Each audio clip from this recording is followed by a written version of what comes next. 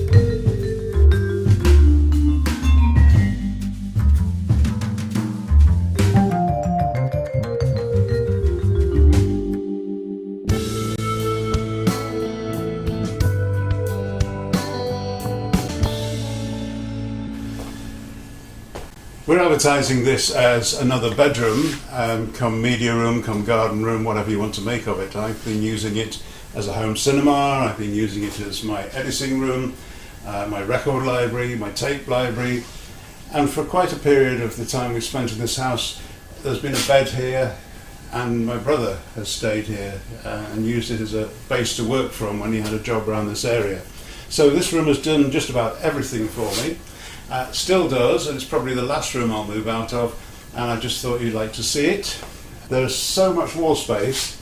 If I want to do a story about the Wirral, here's a map of the Wirral. I just stand here and I talk about the Wirral and show you places on the Wirral, and I can point them out on the map. My family who are down under in Perth, Australia, not quite right, it's Sydney. It'll do for now. It's just a standard picture from... Oh, my tape has just fouled up.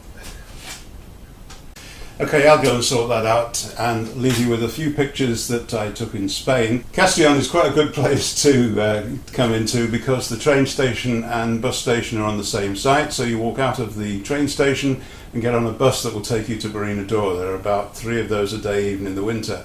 The other bus service I tried for the first time this year was the one that runs from Barcelona to the airport, and I've got a video of the area where you can catch the bus.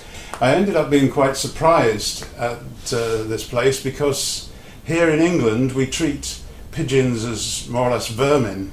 Some people call them flying rats, and in town centres people are discouraged from feeding pigeons because they come in then and turn the buildings white. So to see all these pigeons in Barcelona was quite a surprise.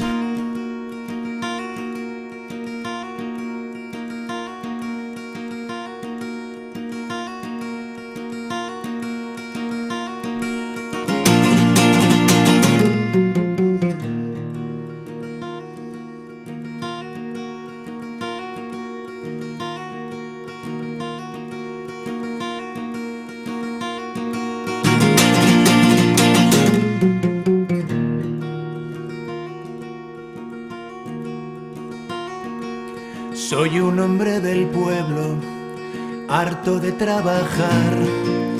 Mi vida es el trabajo, paloma, pero me pagan mal. Las leyes están hechas a favor del patrón. La ley no escucha al pueblo, paloma, aunque tenga razón. Que no, paloma, no, que así que no trabajo yo. Que no, palomita, que así que no trabajo yo.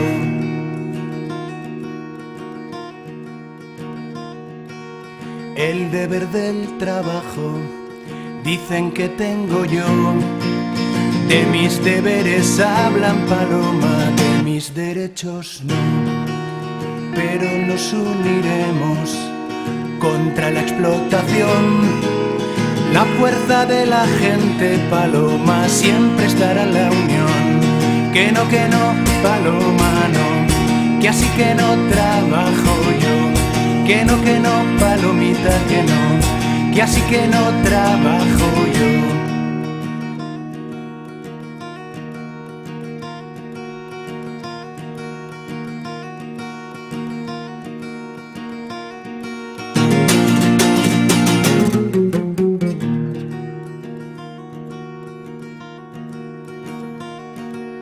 Nos juzgan y condenan en nombre de la paz.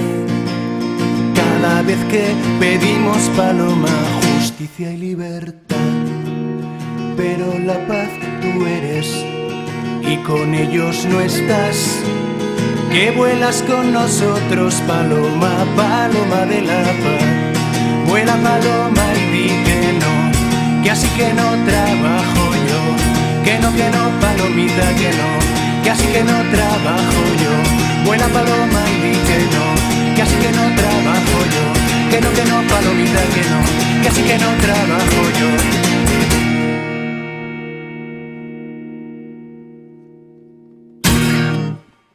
Moving on, and some Marinador news. A couple of months ago I showed you a sign that was protesting about eyesores on the seafront. That was in front of the Lasati restaurant. I've got some pictures of the thing they're talking about. You probably have seen it. You've probably also seen Delcel. They've got an old car. They actually had a couple of vintage cars, but I've only seen this one recently. And a tent on the beach where people can have massages. And of course I took a picture of this when there wasn't anybody having a massage, because to be quite frank, you can clearly see people inside having their bodies massaged. The other thing that was going on this summer was the dinosaur tour. Now, I saw the signs, the posters for this. It said the Marinador Dinosaur Tour, and to me that sounded absolutely great. What a lovely sort of poetic expression, until you hear how the Spanish pronounce it. Por primera vez en Algeciras, Dinosaurs Tour, la mayor exposición de dinosaurios animatrónicos a tamaño real. Tyrannosaurus Rex, Diplodocus, Triceratops. And finally, cafes and supermarkets. The Costa Azahar cafe, the one that I said opened and I could see from our balcony on the 5th floor. I can't see now if it's open from upstairs because they put this great canopy over the top, so I have to go down and find out if it's open. Supermarkets, well, for the summer, Mercadona announced that the new hours were going to be 24/7. I think they've slightly misunderstood what 24/7 means, because they were open from 9 o'clock in the morning till 10 o'clock at night. Now granted, that's a few more hours, but it's certainly not 24. The 7 is possibly true because they now have Sunday opening hours as well, so that's only till September, but it's 7 days a week at Mercadona. And I wonder if that was because of the competition. The Spa is back in the Neptuno block. I was quite impressed with this supermarket a couple of years ago when it was open, and had some really nice products that I hadn't seen in Mercadona, and so I was glad to be able to go back and get some of those again. And it takes up more or less the whole block, the Spa, if you haven't seen it. So hopefully for those who do go out in the summer, you'll be able to catch that one open.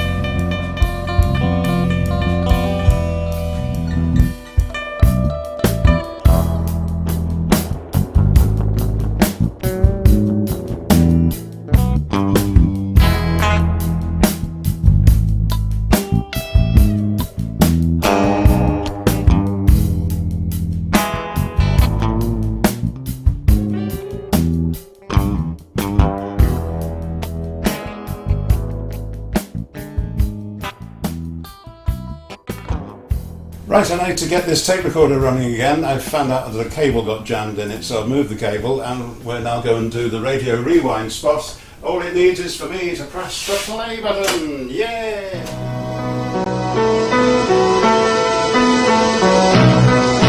And the Motown hits just keep on coming.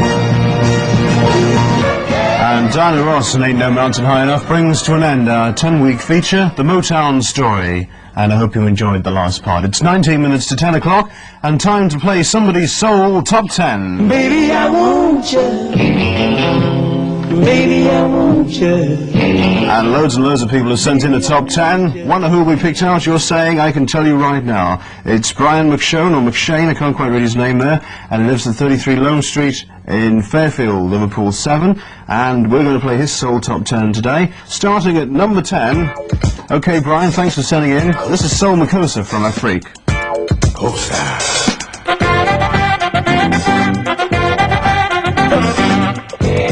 That's on the Pi International label, Sol Makosa from Afrique, and of course a dozen people will be receiving a copy of that who won last week's competition. We'll be sending out those sometime in the next 6 years. And Brian McShane, as I say, you've been picked for your Soul Top 10. We will in fact be playing some of the records from the other ones later on, we hope, and in future weeks as well, because I'm going to keep all the chants that people have sent in. So don't go tuning off to another station. We shall be still playing good soul sounds for you on a Monday night here on Radio Merseyside. Brian McShane here, that was his number 10. His number 9's coming up. And Brian does say he thinks the Keep On Trucking show is great, but hope it can be made a longer show, perhaps could be more than one programme a week. I think that's a good idea myself, but there you go. Ask the powers that be and see what they say. The Detroit Spinners, number 9. When I was 17. And with one of them being ill, doesn't look like they'll make their gig in Southport, which is, what, a week tomorrow, isn't it? Pity about that, but still. Anyway, I don't suppose I'll be able to go anymore because every Tuesday night I'm at the Briscoe Football Club playing good sounds.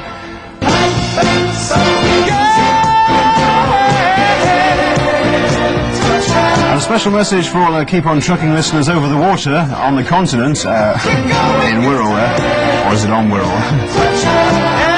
We're going to be running, Billy Butler and I, having a special night out for all our fans over the water at one of the nightclubs over there. If anybody would like to come, we don't know when it'll be yet, we're just going to wait and see how many people want to come. So if you're interested in coming to a get-together over the water, all soul fans, Billy Butler and I are doing the DJing, and do send in a stamped addressed envelope and tell us how many tickets you'd like. What is soul?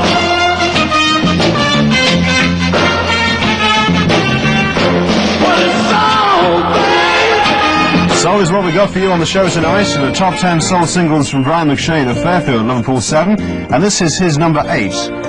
Also written by Linda Creed and Tom Bell, this is The Stylistics. If I could.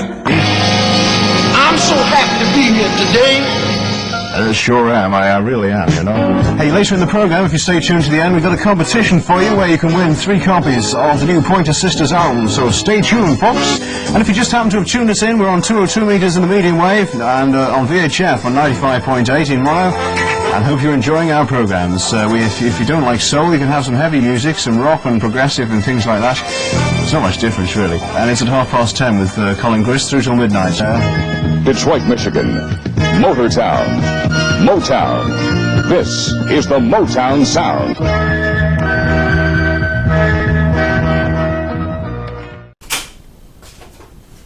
So I hope you enjoyed that. A friend of mine said he likes to see some of the equipment that's used in making of radio programs back in history, 70s and 80s. That's just a cassette. Oh, that's doing it there. When you've seen me playing jingles on videos I've showed you earlier, jingles, adverts, all that sort of thing, they've been on these kind of cartridges. So now you've seen one. The ones that part of the radio station set and all the adverts, they're already in the studio in great big racks, but a DJ would tend to go in with his own mini rack with his own jingles on. I can hardly read my own writing on this, but one of them says Kenny Everett, Brian Smart jingle. So these would go in as well as the station jingles and the adverts that we had to play on commercial radio. After the old cartridges were defunct, we went over to mini discs. So I used to go in with this little thing, and these are my same jingles on mini disc, because we had mini disc players in the studio. A little more reliable than the sort of loops of tape that we had there. Anyway, that's it. No more time for radio. Bye.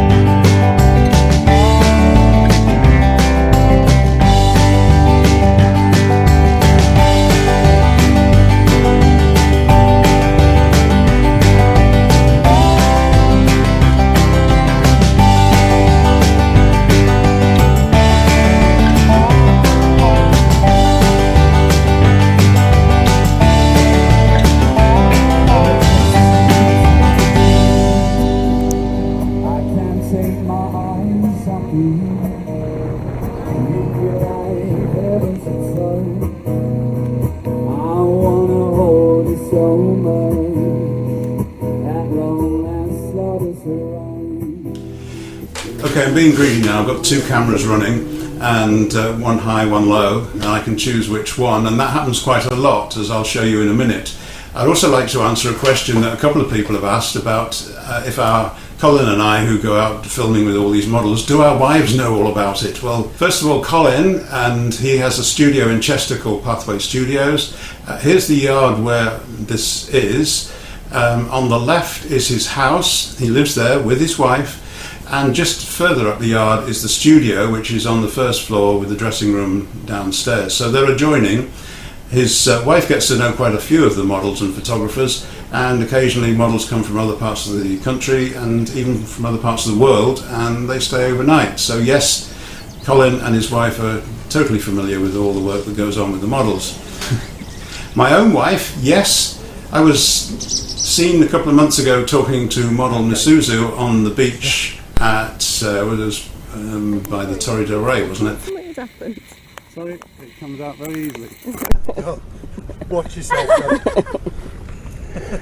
Can't feed him a line like that. No. Right, so here's the complete unedited version, and in this you can see me talking to Misuzu, and then with a quick zoom back you can see my wife Ruth filming me doing that, and that was because another photographer behind us was also doing the film, and when we'd finished, Misuzu then walked off, and there was a queue of photographers waiting to talk to, well, not to talk to her, but just to shoot her in various outfits. So there's the complete video of what actually happened that day, and lots of cameras about. So thanks for coming down this morning at the crack of dawn. It was amazing.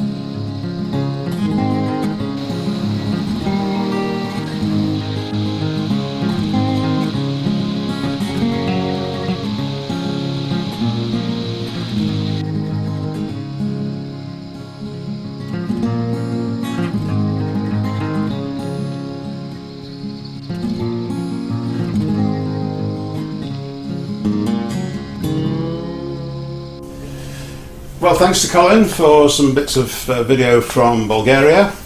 I don't know if you remember last month I had this little robot thing, which was Brian from Confused.com.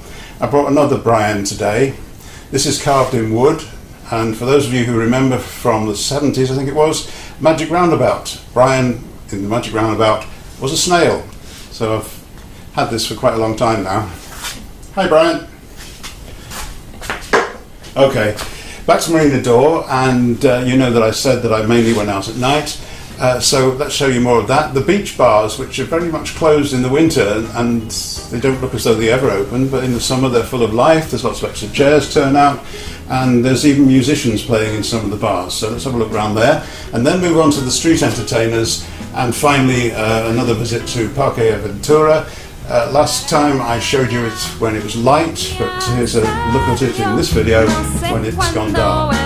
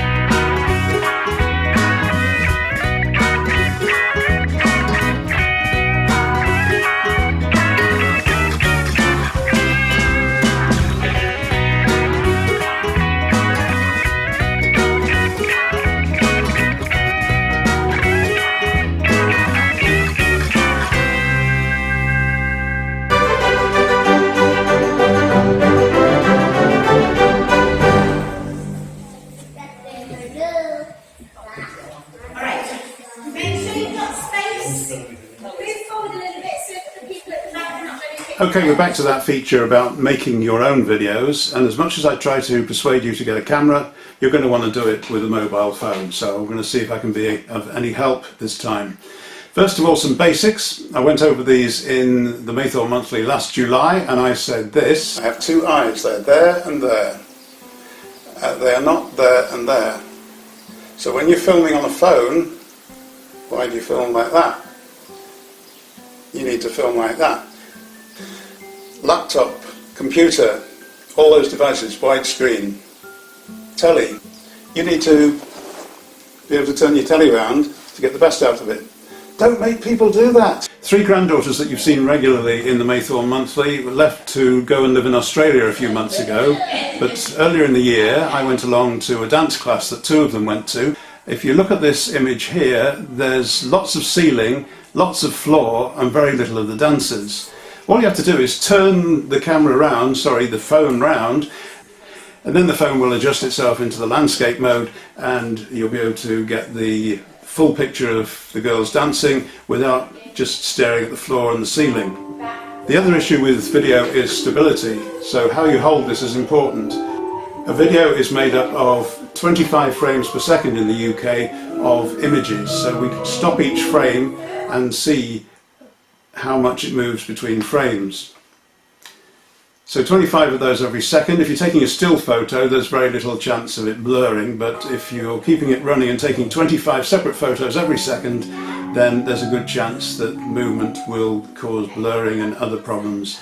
So keep the camera very still, and if you find you can't, then you need a stability device. Now, I live in the world of property investors. I'm a VIP member of one of the biggest property groups in the country, and people in my industry, they love to go and film the inside of their houses, and they walk around with the phone just pointing it everywhere. I did a quick example of this a few minutes ago so you can see what I mean, because I'm not going to show any of them up by showing their videos. So how do you get stability?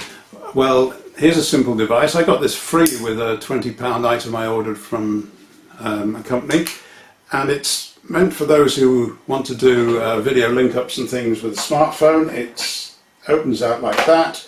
You put your phone in like that, and it's angled slightly upwards so I can talk into it and do a vlogging or video. There are better ways, and 2 years ago with one of my grandchildren, Abby, I ran a sort of video training course where I was seen to be teaching her a few things, and I gave her a little tripod. It folds up into next to nothing. You then extend the legs, and the one thing that is important that you cannot get by just sticking a camera on a wall, which will give you stability, is getting it at the right angle, because the tripod does swivel. That ends up being quite important if you can't find a proper place to put your camera. Regular viewers to the Maythorn Monthly will know that I have a camera called an Osmo.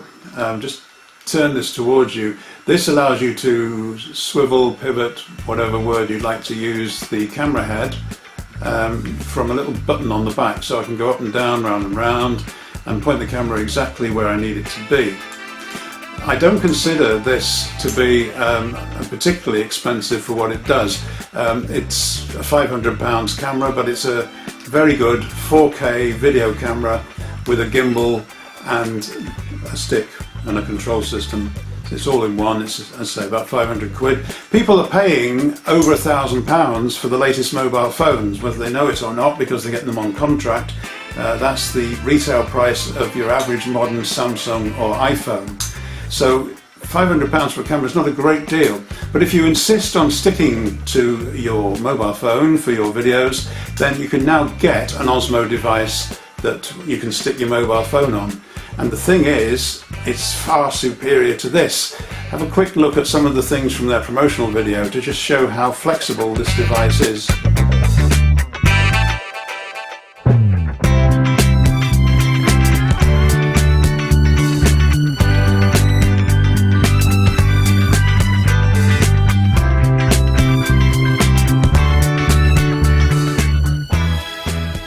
Impressive, huh? Don't think you'll catch me on a skateboard. Maybe the shopping trolley's for me.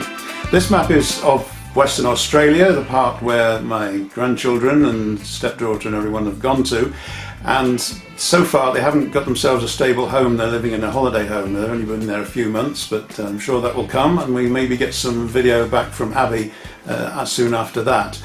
But this is their mum's video of the waters near their temporary home, and I'll leave you with that for this month.